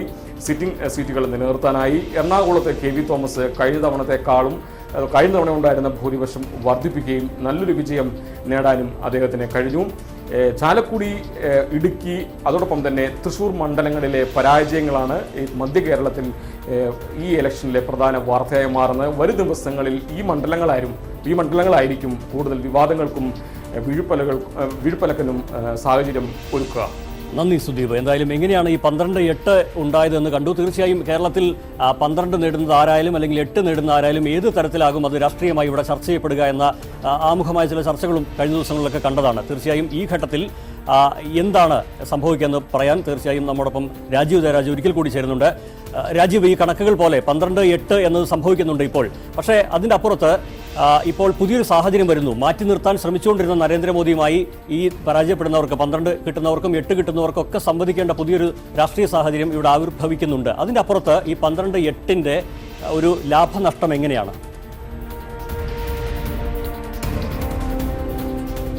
12-8 എന്നുള്ള കണക്കിന്റെ അടിസ്ഥാനത്തിൽ ലാഭനഷ്ടത്തിന്റെ ഒരു കണക്ക് നോക്കുകയാണെങ്കിൽ കഴിഞ്ഞ തവണത്തേതിൽ നിന്ന് UDFന് 4 നഷ്ടവും LDFന് 4 നേട്ടവും എന്നുള്ള കാര്യം നമുക്ക് വളരെ വ്യക്തമാകുന്ന ഒരു കാര്യമാണ്. ഇതിൽ തന്നെ മറ്റു ചില കാര്യങ്ങൾ കൂടി ഈ ഫലം നൽകുന്നുണ്ട്. പ്രത്യേകിച്ചും BJPക്ക് കൂടുതലായി നേടാൻ കഴിഞ്ഞ വോട്ടുകൾ. അതിൽ തന്നെ തിരുവനന്തപുരത്ത് ഒരു വിജയത്തിന് തൊട്ടടുത്ത് എത്തിയിട്ട് പരാജയപ്പെട്ടു പോയ അവസ്ഥ, 14,000-15,000 വോട്ടിന്റെ വ്യത്യാസം ഉണ്ടായിട്ടുണ്ട് എങ്കിൽ പോലും ഏറ്റവും അവസാനം വരെ O രാജഗോപാൽ ഇടതുമുന്നണി സ്ഥാനാർത്ഥിയെ 3ാം സ്ഥാനത്താക്കിക്കൊണ്ട് നടത്തിയ ഒരു തേരോട്ടം. അതുപോലെ തന്നെ മറ്റ് പല മണ്ഡലങ്ങളിലും, പത്തനംതിട്ടയിൽ, പാലക്കാട്ട്, കാസർഗോട്ട് തുടങ്ങിയ മണ്ഡലങ്ങളിലൊക്കെ തന്നെയും വലിയ രീതിയിലുള്ള വോട്ടുകൾ നേടാൻ കഴിഞ്ഞിട്ടുണ്ട് എന്നുള്ളത് ഒരു വസ്തുതയാണ്. പക്ഷേ അതുപോലെ തന്നെ ആം ആദ്മി പാർട്ടിയുടെ സ്ഥാനാർത്ഥികൾ എറണാകുളം, തൃശ്ശൂർ മണ്ഡലങ്ങളിലൊക്കെ ഒരുവിധം മെച്ചപ്പെട്ട പ്രകടനം കാഴ്ചവെച്ചുവെങ്കിലും തിരുവനന്തപുരത്ത് വേണ്ട രീതിയിലുള്ള ഒരു പിന്തുണ അവർക്ക് കിട്ടിയിട്ടില്ല എന്നുള്ളതും ഒരു വസ്തുതയാണ്. ഏതായാലും ഇതിന്റെ അടിസ്ഥാനത്തിൽ മുഖ്യമന്ത്രി ഈ ഫലത്തെ വ്യാഖ്യാനിക്കുന്നത് ഇത് സർക്കാരിന് പ്രവർത്തനത്തിനുള്ള ഒരു അംഗീകാരം എന്ന രീതിയിലാണ്. അതിനെക്കുറിച്ച് ചോദിക്കുമ്പോൾ കഴിഞ്ഞ 2011 തെരഞ്ഞെടുപ്പുമായി ബന്ധപ്പെടുത്തി നോക്കുമ്പോൾ ഇത് സർക്കാരിനുള്ള ഒരു അംഗീകാരമാണെന്ന് മുഖ്യമന്ത്രി പറയുന്നു. ഇപ്പോഴത്തെ നിയമസഭാ മണ്ഡലങ്ങളുടെ അടിസ്ഥാനത്തിലുള്ള കണക്ക് നോക്കിയാലും 80 നിയമസഭാ മണ്ഡലങ്ങളിൽ UDFന് ഒരു മേൽക്കൈ നേടാൻ കഴിഞ്ഞിട്ടുണ്ട്. 56 LDFന് ഇടതുമുന്നണിക്ക് ഒരു വിജയം നേടാൻ കഴിഞ്ഞിട്ടുള്ളത്, അല്ലെങ്കിൽ കൂടുതൽ വോട്ടുകൾ നേടാൻ കഴിഞ്ഞിട്ടുള്ളത്. 4 നിയമസഭാ മണ്ഡലങ്ങളിൽ BJPക്കും മേൽക്കൈ നേടാൻ കഴിഞ്ഞിട്ടുണ്ട്. ഇതാണ് പൊതുവായിട്ടുള്ള ഒരു ചിത്രം. ഒരു ദേശീയ, അതായത് പഴയ ഒരു ചരിത്രവുമായി ബന്ധപ്പെടുത്തി നോക്കിക്കഴിഞ്ഞാൽ 1977 ജനതാ തരംഗത്തിൽ കോൺഗ്രസിനെ തുടച്ചു നീക്കുന്ന ഒരു അവസ്ഥ ഉണ്ടായപ്പോൾ അന്നും കേരളം UDFനും ഒപ്പം നിൽക്കുകയായിരുന്നു, കോൺഗ്രസിനൊപ്പം നിൽക്കുകയായിരുന്നു. അന്ന് എല്ലാ സീറ്റുകളും വിജയിച്ചുവെങ്കിൽ ഇത്തവണ അങ്ങനെ ഉണ്ടായില്ല. ഇപ്പോഴും ദേശീയ തലത്തിലുള്ള ഒരു തരംഗത്തിന് വിരുദ്ധമായ ഒരു തരംഗം കോൺഗ്രസിന് അനുകൂലമായി, UPAക്ക് അനുകൂലമായി കേരളത്തിലും ഉണ്ടാകുന്ന ചിത്രമാണ് നമ്മൾ ഇത്തവണ കണ്ടത്. അതിൽ ഒരുപക്ഷെ ന്യൂനപക്ഷ വോട്ടുകൾ അടക്കം നിർണായകമായിട്ടുണ്ടാകും. നന്ദി രാജീവ്. എന്തായാലും വലിയ തോതിലുള്ള രാഷ്ട്രീയ ചലനങ്ങൾക്ക്, വലിയ വിവാദങ്ങൾക്കൊന്നും ഇട നൽകാതെ 12-8 എന്നത് കേരളത്തിൽ നിൽക്കുന്നു എന്ന് തന്നെയാണ് ഏറ്റവും ഒടുവിലത്തെ ഒരു പൊസിഷൻ. പക്ഷേ അതിൻ്റെ അപ്പുറത്തേക്ക് BJP, ഈ മോദി എന്ന കാറ്റ് ഇന്ത്യയിൽ മൊത്തം വീശുമ്പോൾ കേരളത്തിൽ എന്താണ് അതിൻ്റെ ചലനം എന്നുകൂടി പരിശോധിക്കാം. അത് നോക്കുമ്പോൾ രാജീവ് പറഞ്ഞു നിർത്തിയത് തന്നെയാണ്. കേരളത്തിൽ 4 നിയമസഭാ മണ്ഡലങ്ങളിൽ ഇന്ന് ഈ 140-ൽ 4 നിയമസഭാ മണ്ഡലങ്ങളിൽ ഒന്നാമതെത്തുന്നത് BJP ആണെന്നത് ശ്രദ്ധേയമാണ്. അതുപോലെ തന്നെ 6 സ്ഥാനാർത്ഥികൾ 1 ലക്ഷത്തിലേറെ വോട്ട് പിടിച്ചു എന്നതും ശ്രദ്ധേയമാണ്. മറ്റ് 3 സ്ഥാനാർത്ഥികൾക്ക് 90,000 അടുത്തുള്ള വോട്ടുകളും കിട്ടി എന്നതും വളരെ ശ്രദ്ധേയമായ കാര്യമാണ്. അങ്ങനെ മോദി എന്നത് ഏതൊക്കെയോ തരത്തിൽ കേരളത്തിലും വോട്ട് കൂട്ടുന്ന തരത്തിൽ സാഹചര്യങ്ങൾ കൊണ്ടുവരുന്നു എന്നതാണ് ഏറ്റവും പ്രാധാന്യത്തോടെ നമ്മൾ ഉറ്റുനോക്കുന്നത്. തിരുവനന്തപുരത്ത് ഈ വോട്ട് ശതമാനം തന്നെ ചില കണക്കുകൾ നമുക്ക് നൽകുന്നുണ്ട്. പ്രത്യേകിച്ച് BJPയുടെ ഈ കാണുന്ന നിറം, എൻ്റെ കയ്യിൽ നിൽക്കുന്ന ഈ കാണുന്ന നിറം എന്ന് പറയുന്നത് 32% വോട്ട് അവർക്ക് നേടാൻ പറ്റി. അതായത് തിരുവനന്തപുരത്തെ പ്രധാനപ്പെട്ട മത്സരം കോൺഗ്രസും BJPയും തമ്മിലായിരുന്നു എന്നതാണ് ശ്രദ്ധേയമായ കാര്യം. തിരുവനന്തപുരത്ത് CPIക്ക് 28% വോട്ട്, 3ാം സ്ഥാനത്താണ്. ഒരു ഘട്ടത്തിലും, തുടക്കത്തിൽ ഏതോ ഒരു നിമിഷത്തിലല്ലാതെ ഒരു ഘട്ടത്തിലും CPIക്ക് മുന്നോട്ട് വരാൻ സാധിച്ചില്ല. LDFനോട് മുന്നോട്ട് വരാൻ സാധിച്ചില്ല എന്ന് വ്യക്തമാണ്. ഇഞ്ചോടിഞ്ച് പോരടിച്ച ശേഷമാണ് ഏറ്റവും ഒടുവിൽ ഈ നീല നിറം വിജയത്തിൽ തൊടുന്നത്, അതായത് ശശി തരൂർ വിജയിക്കുന്നതെന്ന് ശ്രദ്ധേയമാണ്. അതായത് 34% വോട്ട് കോൺഗ്രസിന്, 32% വോട്ട് BJPക്ക്. വലിയ നേട്ടം തന്നെയാണ് ഈ ഘട്ടത്തിൽ BJP തിരുവനന്തപുരത്ത് സ്വന്തമാക്കുന്നത്. 2ാം സ്ഥാനത്തായി പോകുന്നു BJP ഒ രാജഗോപാലെങ്കിലും. ഇതാണ് തിരുവനന്തപുരത്തെ ഒരു വോട്ട് വിഹിതത്തിന്റെ ചിത്രമാണ് കണ്ടത്. ഇതേക്കുറിച്ച് തന്നെയാണ് നമ്മോടൊപ്പം NK ഗിരീഷ് വിശദീകരിക്കുക. ഗിരീഷ്, തീർച്ചയായും ഈ മോദി തരംഗം എന്നത് തീർച്ചയായും ഇന്ന് ഇന്ത്യയിൽ മൊത്തം പ്രകടമായിട്ടുണ്ട്. ഇപ്പോൾ കേരളത്തിലെ തിരുവനന്തപുരത്തെ ഈ കണക്ക് പരിശോധിച്ചതിൽ നിന്ന്, അല്ലെങ്കിൽ പല മണ്ഡലങ്ങളിലും അവർക്ക് നേടാനായ, പ്രത്യേകിച്ച് ശോഭാ സുരേന്ദ്രൻ നേടിയ വോട്ട് ഉൾപ്പെടെ പരിഗണിക്കുമ്പോൾ വലിയ തോതിലുള്ള ഒരു ചലനം മോദി BJPക്ക് ഇവിടെ ഉണ്ടാക്കിയിട്ടുണ്ട് എന്നല്ലേ കരുതേണ്ടത്?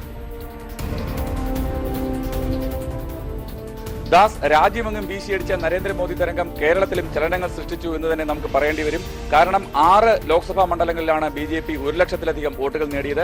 തിരുവനന്തപുരത്ത് 2,80,000 വോട്ട് നേടിയപ്പോൾ മറ്റ് 5 ലോക്സഭാ മണ്ഡലങ്ങളിൽ 1 ലക്ഷത്തിലേറെ വോട്ട് നേടിയിരിക്കുന്നു. നേരത്തെ തിരുവനന്തപുരത്തും കാസർഗോഡും അതുപോലെ പാലക്കാട് മാത്രമാണ് BJP 1 ലക്ഷത്തിൽ പരം വോട്ടുകൾ നേടിയിരുന്നത്. എന്നാൽ ഇക്കുറി തൃശൂരും കോഴിക്കോടും അതുപോലെ പത്തനംതിട്ടയും ആ പട്ടികയിൽ ഉൾപ്പെട്ടിരിക്കുന്നു. മാത്രമല്ല തിരുവനന്തപുരത്തെ 4 നിയമസഭാ മണ്ഡലങ്ങളിൽ BJP 1ാം സ്ഥാനത്തെത്തിയിരിക്കുന്നു. ഇതിൽ 3 കോൺഗ്രസിന്റെയും 1 LDFന്റെയും മണ്ഡലമാണ് എന്നുള്ളത് ഏറ്റവും പ്രധാനപ്പെട്ട കാര്യമാണ്. അങ്ങനെ നോക്കുമ്പോൾ തീർച്ചയായും BJP കേരളത്തിൽ കൂടുതൽ മുന്നേറാൻ കഴിഞ്ഞത് നരേന്ദ്രമോദി തരംഗത്തിന്റെ ഭാഗം കൂടിയാണ് എന്ന് നമുക്ക് പറയേണ്ടി വരും. പക്ഷേ അതേ നരേന്ദ്രമോദി തരംഗം തന്നെയാണ് തിരുവനന്തപുരത്ത് ഒ രാജഗോപാലിന്റെ പരാജയത്തിനും കാരണമായത് എന്ന് നമുക്ക് നിരീക്ഷിക്കാനാകും. കാരണം പാറശാല, കോവളം, നെയ്യാറ്റിൻകര മണ്ഡലങ്ങളിലാണ് ഏറ്റവും കൂടുതൽ ശശി തരൂരിന് ഭൂരിപക്ഷം ലഭിച്ചത്. മറ്റ് മണ്ഡലങ്ങളെ അപേക്ഷിച്ച് ഇവിടെ കിട്ടിയ ഭൂരിപക്ഷമാണ് ശശി തരൂരിന് ഇവിടെ വിജയം സമ്മാനിച്ചത്. ഇവിടെയുള്ള ന്യൂനപക്ഷ ജനവിഭാഗങ്ങൾ ഇവർ ബെന്നറ്റ് എബ്രഹാമിന് ഒരുപക്ഷെ വോട്ട് ചെയ്തിരുന്നെങ്കിൽ രാജഗോപാലിനാകുമായിരുന്നു വിജയം. അതേസമയം നരേന്ദ്രമോദി ഉയർത്തുന്ന രാഷ്ട്രീയം, ആ രാഷ്ട്രീയത്തെ ചെറുക്കാൻ അല്ലെങ്കിൽ ആ രാഷ്ട്രീയത്തോട് പ്രതികരിക്കാൻ ശശി തരൂരിനോട് ഒപ്പം നിൽക്കുന്നതാണ് നല്ലത് എന്ന് ഈ വിഭാഗത്തിലെ, ഈ മണ്ഡലങ്ങളിലെ ജനങ്ങൾ തീരുമാനിച്ചു. അതുകൊണ്ട് തന്നെയാണ് അവിടെ ശശി തരൂരിന് നല്ല രീതിയിലുള്ള ഭൂരിപക്ഷം ലഭിച്ചത്. അങ്ങനെ നരേന്ദ്രമോദിയുടെ ഒരു ഇഫക്റ്റ് അല്ലെങ്കിൽ നരേന്ദ്രമോദി തരംഗം ഗുണമായും ദോഷമായും BJPക്ക് കേരളത്തിൽ ഭവിച്ചു എന്ന് നമുക്ക് നിരീക്ഷിക്കാൻ കഴിയും. ദാസ്, നന്ദി ഗിരീഷ്. എന്തായാലും ഒരു ഇടവേളയ്ക്ക് സമയമായി. ഇടവേളയിൽ നിന്ന് തിരിച്ചു വരുമ്പോൾ തീർച്ചയായും നേരത്തെ പറഞ്ഞൊരു ചോദ്യത്തിനാണ് ഉത്തരം തേടേണ്ടത്. എവിടെയുണ്ട് കോൺഗ്രസ് ഈ ഘട്ടത്തിലെന്നാണ്. വളരെ പെട്ടെന്ന് തിരിച്ചു വരാം ഇടവേളയ്ക്ക് ശേഷം.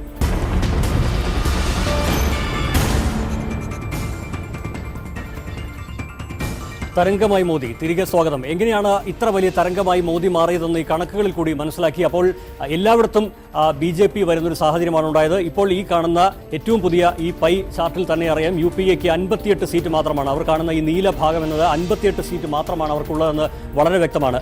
ആകെ ഉള്ള ഈ ഒരു വലിയ പാർലമെന്റ് തന്നെ ഒരു ഇരിപ്പിടം ഒക്കെ സെറ്റ് ചെയ്തിട്ടുള്ള പോലെ ഇതിൽ തന്നെ കാണാം 338 എന്ന വലിയ നമ്പറിലേക്കാണ് BJP വന്നിരിക്കുന്നതെന്ന് വളരെ വ്യക്തമാണ്. ഇതിനപ്പുറത്ത് 147 ഉള്ള മറ്റുള്ളവരെ കുറിച്ചും നമ്മൾ നേരത്തെ സംസാരിച്ചു കഴിഞ്ഞു. എന്തായാലും കോൺഗ്രസിന്റെ ഈ നേരിയൊരു പ്രദേശം മാത്രമായിട്ട് കോൺഗ്രസ് മാറുന്നു എന്നതും വളരെ ശ്രദ്ധയോടെ ചർച്ച ചെയ്യപ്പെടുന്ന വിഷയം തന്നെയാണ് ഈ മണിക്കൂറിൽ. 338 എന്നതിലേക്ക്, വലിയൊരു നമ്പറിലേക്ക് BJP NDA മാറി എന്നത്. തീർച്ചയായും അത് പറയുമ്പോൾ കോൺഗ്രസ് എവിടെയുണ്ട് എന്ന ചോദ്യത്തിന് തന്നെയാണ് ഈ ഘട്ടത്തിൽ ഉത്തരം കിട്ടേണ്ടത്. കോൺഗ്രസ് വളരെ ദുർബലമായി മാറി എന്നത് വ്യക്തമാണ്. കോൺഗ്രസിന് ഉള്ള സംസ്ഥാനങ്ങളുടെ ഒരു പട്ടിക എടുത്താൽ തന്നെയും അത് 9 സംസ്ഥാനങ്ങളിൽ കോൺഗ്രസിന് ഒരു റോളുമില്ലാത്ത സാഹചര്യം ഉണ്ടായി എന്നാണ് മനസ്സിലാക്കുന്നത്. അതേക്കുറിച്ച് TJ ശ്രീലാൽ പറയും വിശദമായി തന്നെ ഒരിക്കൽ കൂടി. ശ്രീലാൽ, തീർച്ചയായും ഈ ഘട്ടത്തിൽ വലിയ തോതിൽ കോൺഗ്രസ് എവിടെയുണ്ട് എന്ന് ചോദിക്കേണ്ട സാഹചര്യം വന്നതിന് ആരാണ് ഉത്തരം പറയേണ്ടത്? കോൺഗ്രസ് ശരിക്കും എവിടെയാണ് ഉള്ളത്?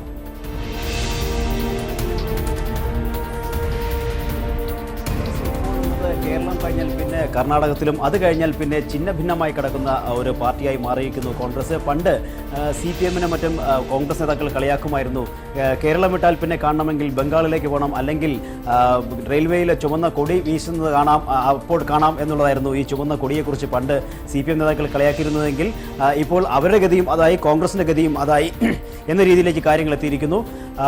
കേരളം കഴിഞ്ഞാൽ കർണാടകത്തിലാണ് ഇന്ത്യയിൽ കർണാടകത്തിലാണ് 9 സീറ്റ് നേടിക്കൊണ്ട് കോൺഗ്രസിൻ്റെ ഏറ്റവും നല്ല പ്രകടനം എന്ന് പറയേണ്ടിയിരിക്കുന്നു. കേരളം അതിന് താഴെ. അത് കഴിഞ്ഞാൽ പിന്നെ ഇത്രയും സീറ്റുകൾ നേടിയ സംസ്ഥാനങ്ങൾ വേറെ ഒന്നും തന്നെയില്ല. എന്തായാലും ഇതിന് ഉത്തരവാദി ആര് എന്ന് ചോദിക്കുമ്പോൾ അത് തീർച്ചയായും ഈ തെരഞ്ഞെടുപ്പിനെ നയിച്ച ആൾക്കാർ തന്നെയാണ് എന്ന് പറയേണ്ടി വരും.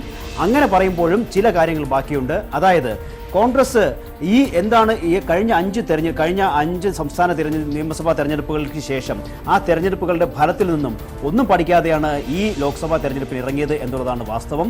ഒരു പ്രധാനമന്ത്രിയും ധനമന്ത്രിയും ജനങ്ങളോട് പറയുന്നു വിലക്കയറ്റം പിടിച്ചു നിർത്താൻ ഞങ്ങളുടെ കയ്യിൽ മാന്ത്രിക ദണ്ടൊന്നുമില്ല എന്ന് പറഞ്ഞാൽ തീർച്ചയായും അവർ മനസ്സിലാക്കേണ്ടിയിരുന്നു ജനങ്ങൾക്ക് അങ്ങനെ ഒരു മാന്ത്രിക ദണ്ട് കയ്യിലെടുക്കാൻ പറ്റുന്ന ഒരു അവസരം ഉണ്ടാകുമെന്നും ആ അവസരം ഉണ്ടാകുമ്പോൾ ജനങ്ങൾ അത് പ്രയോഗിക്കുമെന്നും കോൺഗ്രസ് മനസ്സിലാക്കാതെ പോയതാണ് ഇപ്പോൾ ഈ ഫലമായി വന്നിരിക്കുന്നത്.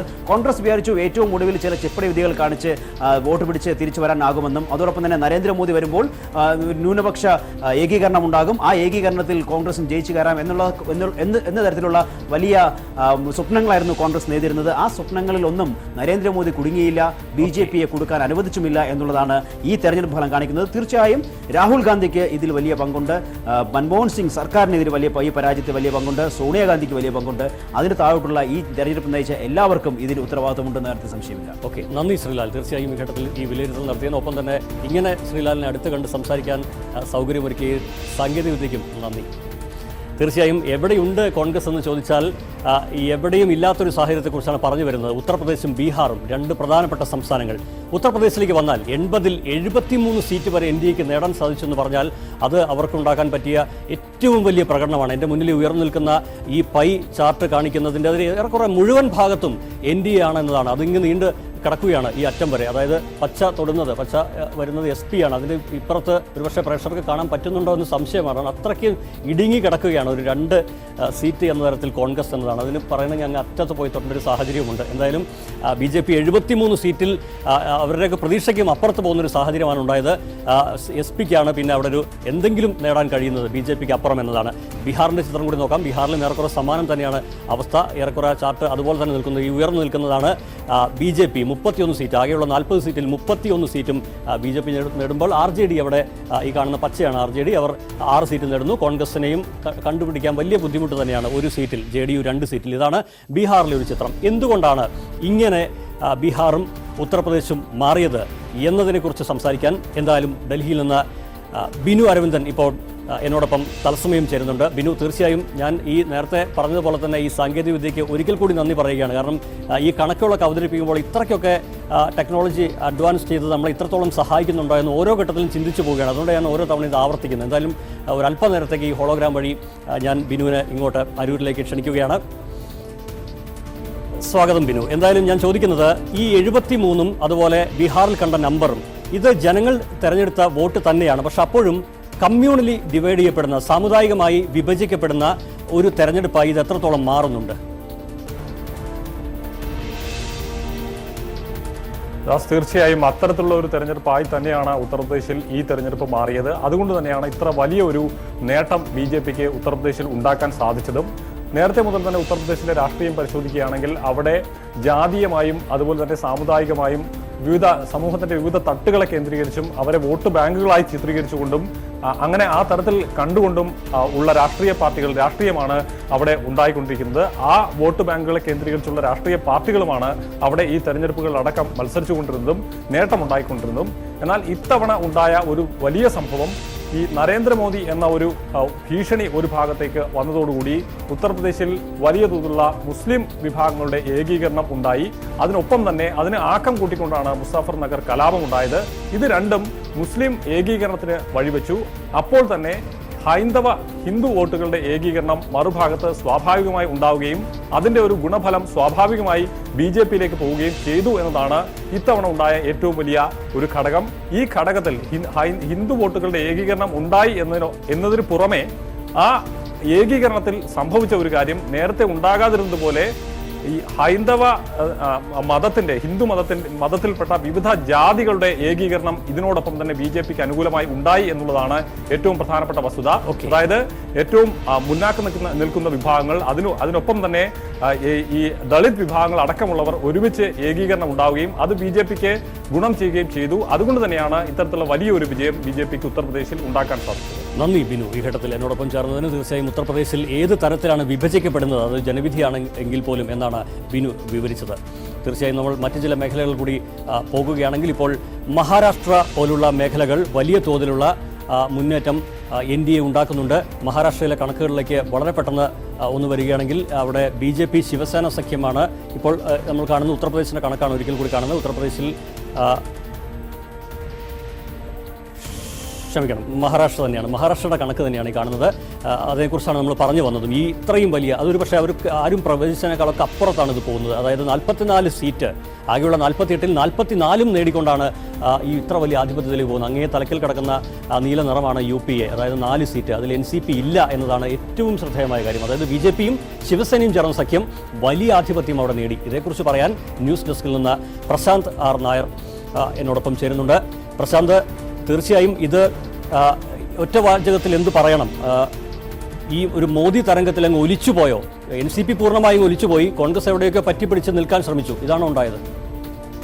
അയ്യപ്പദാസ്, തീർച്ചയായും ഉത്തർപ്രദേശ് കഴിഞ്ഞാൽ BJPക്ക് ഏറ്റവും നേട്ടം നൽകിയ സംസ്ഥാനങ്ങളിലൊന്നാണ്, അല്ലെങ്കിൽ സംസ്ഥാനമാണ് മഹാരാഷ്ട്ര. അവിടെ ഏറ്റവും പ്രധാനമായി മഹാരാഷ്ട്രയുടെ എല്ലാ മേഖലകൾ നമ്മളെടുത്ത് പരിശോധിച്ചാലും, എല്ലാ പ്രദേശങ്ങൾ എടുത്തു നോക്കിയാലും അവിടെയൊക്കെ BJP ശിവസേന സഖ്യത്തിന് വലിയ തോതിലുള്ള ഭൂരിപക്ഷമുണ്ടായിരുന്നു.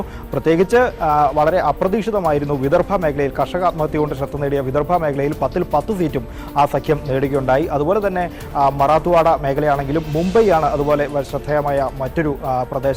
തീരദേശ മഹാരാഷ്ട്രയും ഈ പ്രദേശങ്ങളിലെല്ലാം വളരെ ശക്തമായ രീതിയിൽ മഹാരാഷ്ട്രയിൽ BJP ശിവസേന സഖ്യം മുന്നോട്ട് വരികയുണ്ടായി.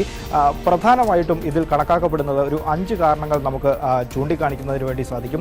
ഏറ്റവും പ്രധാനപ്പെട്ടത് രാജ്യത്ത് എല്ലാ ഭാഗങ്ങളിലും ഉണ്ടായിരുന്നതുപോലെ ഒരു മോദി തരംഗം അത് വളരെ ശക്തമായിട്ട് മഹാരാഷ്ട്രയിലും നിലനിന്നിരുന്നു എന്നുള്ളതാണ്. രണ്ടാമത് വളരെ പ്രധാനപ്പെട്ട കാര്യം ഭരണവിരുദ്ധ വികാരം. അവിടെ സംസ്ഥാനം ഭരിക്കുന്ന കോൺഗ്രസ് സർക്കാരിനെതിരെ വളരെ ശക്തമായിട്ടുള്ള ഒരു ഭരണവിരുദ്ധ വികാരം പല കാരണങ്ങളുടെ പേരിൽ ഉണ്ടായിരുന്നു എന്നുള്ളതാണ്.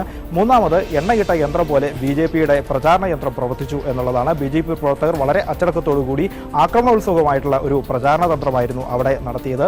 ഒപ്പം മറ്റൊരു ശ്രദ്ധേയമായ കാര്യം, ദളിത് പിന്നാക്ക വോട്ടുകൾ, മുസ്ലിം വോട്ടുകൾ പോലും വലിയ തോതിൽ BJPക്ക് ലഭിക്കുന്ന സാഹചര്യമുണ്ടായി. അഭ്യസ്തവിദ്യരുടെ ഇടയിൽ, പ്രത്യേകിച്ച് യുവാക്കൾക്കിടയിൽ വലിയ തോതിൽ BJPയോടൊരു ചായ്വുണ്ടായി എന്നും മുംബൈ മേഖലയിൽ നിന്ന് ഉള്ള ഫലം നമുക്ക് വ്യക്തമാക്കി തരികയാണ്. ഇത്തരത്തിൽ ഒരു വലിയ തോതിലുള്ള ഒരു BJP തരംഗം, മോദി തരംഗമെന്ന് വേണമെങ്കിൽ പറയാം, അത് ഉണ്ടായ സാഹചര്യത്തിൽ NCPയുടെയും കോൺഗ്രസിൻ്റെയും വൻമരങ്ങൾ, പ്രധാനപ്പെട്ട സ്ഥാനാർത്ഥികളെല്ലാം കടപുഴകുന്ന ഒരു കാഴ്ച അവിടെ കാണാൻ സാധിച്ചു. ആഭ്യന്തരമന്ത്രിയായിരുന്ന സുശീൽ കുമാർ ഷിൻഡെ ഉൾപ്പെടെ പരാജയപ്പെട്ടു. പ്രിയാദത്ത് മുംബൈ നോർത്ത് സെൻട്രലിൽ പരാജയപ്പെട്ടു. ഒപ്പം ഛഗൻ ഭുജ്ബൽ പരാജയപ്പെടുന്ന സാഹചര്യമുണ്ടായി. ഇത്തരത്തിൽ വളരെ വ്യാപകമായ രീതിയിൽ അവിടെ BJPക്ക് അനുകൂലമായ തരത്തിലുള്ള ഒരു തരംഗം ഉണ്ടായിരുന്നു. എന്തായാലും തെരഞ്ഞെടുപ്പ് പൂർത്തിയായി ഫലം വന്ന് പൂർത്തിയാകുന്നതിന് മുമ്പ് തന്നെ പരാജയ കാരണങ്ങളെ ചൊല്ലി കോൺഗ്രസിൽ വലിയ കലാപം ആരംഭിച്ച കാഴ്ചയും നമുക്ക് അവിടെ നിന്ന് കാണാൻ സാധിക്കുന്നുണ്ട്. സംസ്ഥാനത്തെ 2 മന്ത്രിമാർ ഇതിന്റെ പേരിൽ പരാജയത്തിന്റെ ഉത്തരവാദിത്തം ഏറ്റെടുത്ത് രാജിവെച്ചു കഴിഞ്ഞു. എന്തായാലും മഹാരാഷ്ട്ര മുഖ്യമന്ത്രി പൃഥ്വിരാജ് ചവാൻ പക്ഷേ സംസ്ഥാനത്തെ കോൺഗ്രസിന്റെ സംഘടനാപരമായിട്ടുള്ള പാളിച്ചകളിലേക്കാണ് ഇതിന്റെ കാരണമായി ചൂണ്ടിക്കാണിക്കുന്നത്.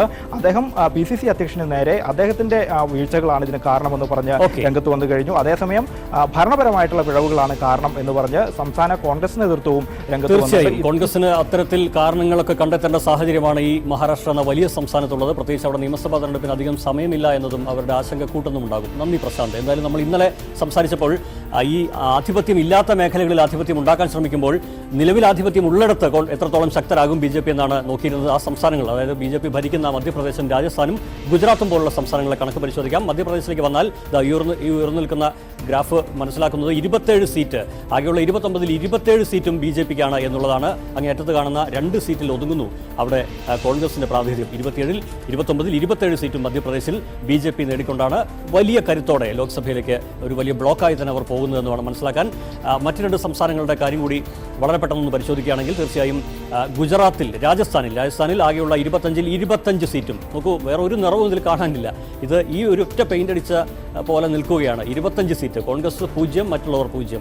അതിശക്തമായ സ്വാധീനം ചെലുത്തിക്കൊണ്ട് BJP രാജസ്ഥാനിൽ നിന്ന് മുഴുവൻ അംഗങ്ങളെയും BJPക്കാരെ അയക്കുന്ന ഒരു സാഹചര്യമാണ് അവിടുത്തെ ജനങ്ങൾ തെരഞ്ഞെടുത്തിരിക്കുന്നത്. ഗുജറാത്തിലെ സാഹചര്യം തീർച്ചയായും മറിച്ച് ഒരു ചിത്രമേ അല്ല നൽകുന്നത്. കാരണം അത് നരേന്ദ്രമോദിക്ക് വലിയ ആവശ്യവുമായിരുന്നു. ആകെയുള്ള 26-ൽ 26 സീറ്റും ഏതൊക്കെയോ തലത്തിൽ ഒരു മാസം മുമ്പ് ഞാൻ ഓർക്കുന്നു, ഒരു 19 സീറ്റിന് അപ്പുറത്ത് ഒരുപക്ഷെ BJPക്ക് പോകാൻ സാധിച്ചേക്കില്ല. കാരണം അവിടെ ജനങ്ങൾ വോട്ട് ചെയ്യുന്നത് നിയമസഭയിലേക്ക് വേറൊരു തലത്തിലും ലോക്സഭയിൽ വേറൊരു തലത്തിലും. പക്ഷേ അതൊന്നും ഇവിടെ സംഭവിക്കുന്നില്ല.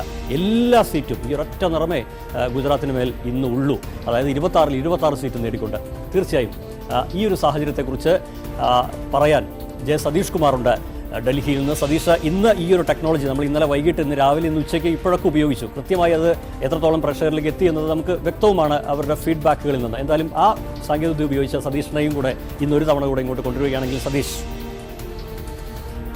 നന്ദി സതീഷ് വന്നതിന്. തീർച്ചയായും ഞാൻ ചോദിക്കുന്നത് ഇതെങ്ങനെയാണ് സാധിച്ചത്? കാരണം സ്വന്തം മണ്ണിലെ കരുത്ത് കാണിക്കുക എന്നുള്ളത് വളരെ പ്രധാനപ്പെട്ട കാര്യം തന്നെയാണ്. അപ്പോൾ അത് ഇത്ര ആധികാരികമായി സാധിച്ച് കോൺഗ്രസിനൊന്നും ഒരാളെപ്പോലും പറയാൻ പറ്റാത്ത തരത്തിലേക്ക് എങ്ങനെ മോദി അല്ലെങ്കിൽ ഈ സംഘത്തിന് വളരാൻ സാധിച്ചു?